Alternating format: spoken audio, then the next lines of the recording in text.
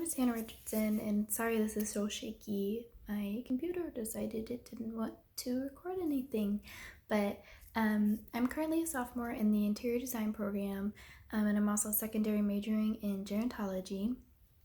I currently live in Manhattan to go to school, but I'm originally from Kansas City, Missouri, and so that kind of brings me to my food environment. I've definitely been struggling lately because now I don't live in the dorms and I do not have the dining hall access that I had last year.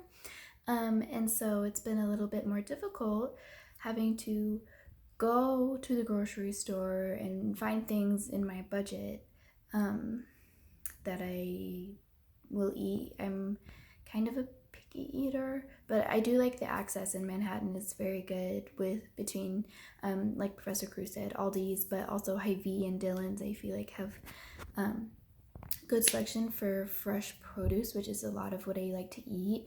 I don't eat a lot of meat because I'm really picky about it. And then I'm really kind of a stickler on preservatives. I try and not eat things with preservatives in them as best I can because my mom's dietitian actually introduced this to her when she was having problems, allergic reactions actually to preservatives in food she was eating. A big one was chips. And so back at home in Kansas City, we tried really hard to shop at Sprouts and places like Sprouts and Trader Joe's and Price Chopper between pricing and the produce that they had. It was really good for finding things without preservatives and that were organic. And along with that, I really feel like things that are organic are sustainable and should be more implemented throughout our stores and also cheaper for everyone to afford, even though that's not really the case right now. But I feel like sustainable food options are a really, really important thing.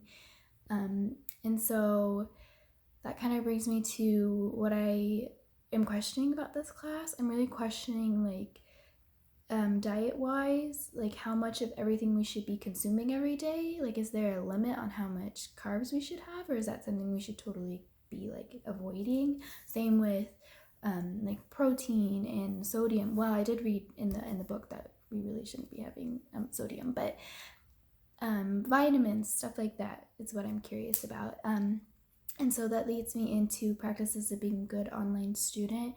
I really feel like it's important to stay on task because when you don't have a professor breathing down your neck in the classroom, it's easy to pull up Netflix or something else, social media, your phone, while you're supposed to be doing classwork and get distracted. And then the other thing is procrastinating. It's really easy in an online course to put things off until the very last second because you aren't going to a class and having somebody physically reminding you every day what you need to do. And so as a online student, you need to be really proactive in setting deadlines and keeping up with your course. And I feel like our instructors, like Professor Cruz and the TAs, have done a really good job of making that weekly outline and really telling us when our deadlines are. And that is extremely helpful for me. And so I really appreciate that. That is all I have.